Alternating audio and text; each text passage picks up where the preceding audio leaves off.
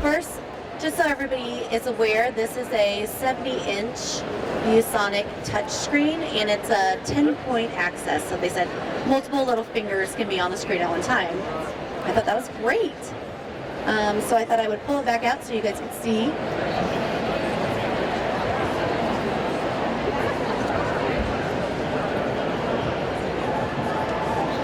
I do have a tiny URL for this one because I have so many different resources. If you want to take a picture of this, then you can get the URL later, and it just has all of them on one doc, hyperlink. So yeah, join us. I'm going to share 15 favorite literacy resources. You get a free Alice Keeler book. But there's the tiny URL, and if you go to that later, it has all of the Google resources all in one place for you. I'm Shaelynn Farnsworth. I'm from Iowa. I'm an educator there, and I specialize in literacy, technology, and something called AIW. I'm also a Certified Google Innovator, and so I like to share a lot of my favorite resources, especially in the areas of literacy. You can follow me on social media, and again, the tiny URL is right there if you do not have the resources. So this is all about apps, resources, and extensions that help kids read, write, and wonder in the classroom. The first one is a Google Day. And if you've never heard of a Google Day, it gives you a question and it helps kids refine their search skills. It's game-based in that it has a timer and also points. So it's a great bell ringer for kids. They go there, it gives them a question, then they try to figure out the answer, punch it in there, and depending on the time, it gives them that amount of points. So it's a great bell ringer for kids, and it helps them with their digital literacy. The second one is Google Feud. Now this one is definitely one for older kids. What it does, it takes the algorithms of commonly searched terms on Google and it puts it in a family feud style board. Some of them are appropriate, others are a little on the edge. That's why I say it's for older kids. But it's a great way and a great launch into inquiry to talk about algorithms. They always say that Google knows you better than your best friend, not your spouse, but better than your best friend.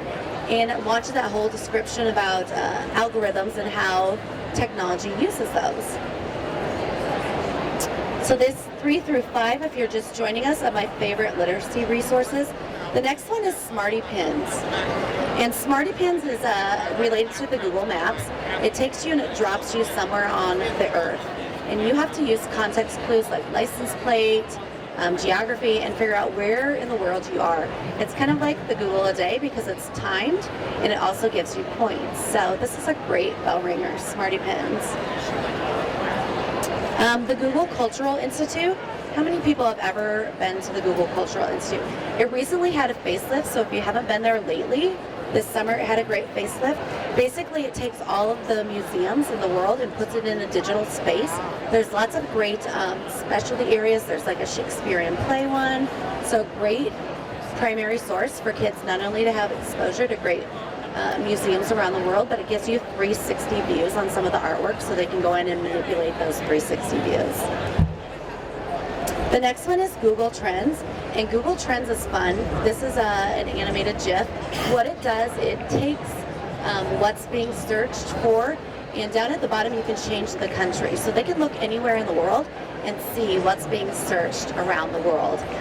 You can dig in further and it tells you such things as what's trending, what certain age groups and genders are looking for. So it's a great place for research that gets you information. 6 through 8, if you're just joining us, some of my favorite Google literacy resources. Google Scholar is a great source for kids to know the difference between peer-reviewed and any other thing that they find on the internet. Oftentimes with so much information, they take whatever listed first, and simply switching the database to Google Scholar allows them to have reputable sources. So that's what Google Scholar is, and it does allow you to cite it. So citations in MLA, APA, and Chicago. The only bad thing that I don't like about Google Scholar is you can save things in the library, but the library is not shareable. So screenshot it or something like that. Number 7 is Newsela. Now I put this because it is an extension that you can put on your Chrome browser, but also with Google Classroom. It's a great product and it's free. Some of the other things do cost, but it's a great way to give kids access to information. It's current news. It's nonfiction, which is important in our standards, but it also allows you and them to customize the reading level, making the information accessible by all. So if you go there and you slide the bar up and down, the image doesn't change, just the words. So it's a great way to share information with kids. Google Similar Page, this is great for kids. They get on the internet and they're searching for resources for their extended inquiry projects.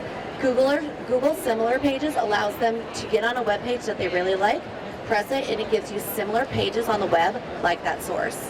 So that's a great extension for kids to know about, to give them more sources for information. 9 through 11.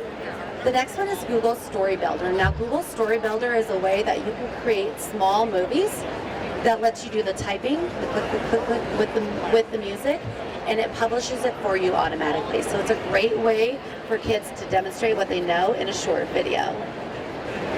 Number 10 is YouTube Editor.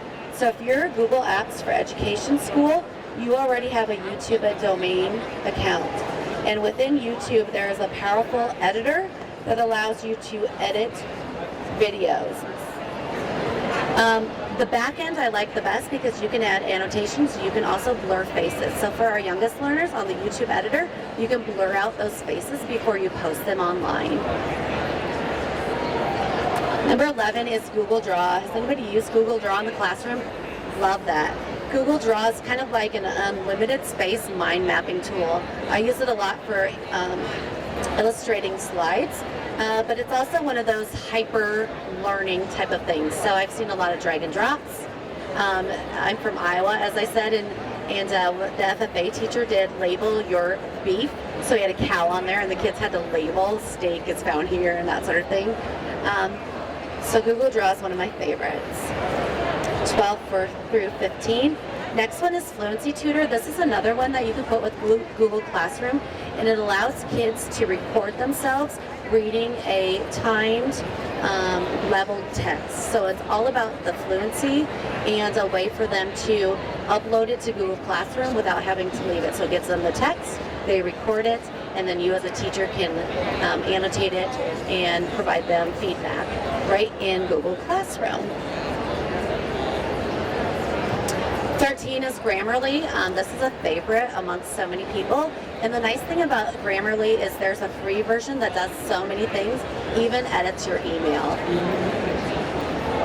So the 14th is Read and Write for Google. A lot of people ask what sort of supports are there in Google for access and assistive technology.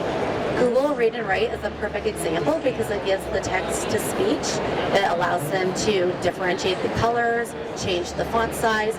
So many different options within Google Read and Write, and if you sign up correctly, you get the educator free version. So make sure that you get the education version.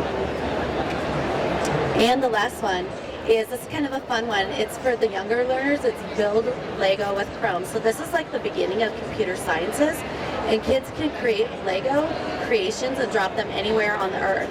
And since it's a Google product, it's collaborative, so they can go around and see other kids' creations all over the earth. Again, I'm Shaelynn, and these were my 15 favorite Google resources. This is the tiny URL. If you did not get that, make sure you snap a picture, and it lists all of those Google resources with hyperlinks. Also, make sure that you leave with your Alice Keeler Google Classroom book provided to you from ViewSonic.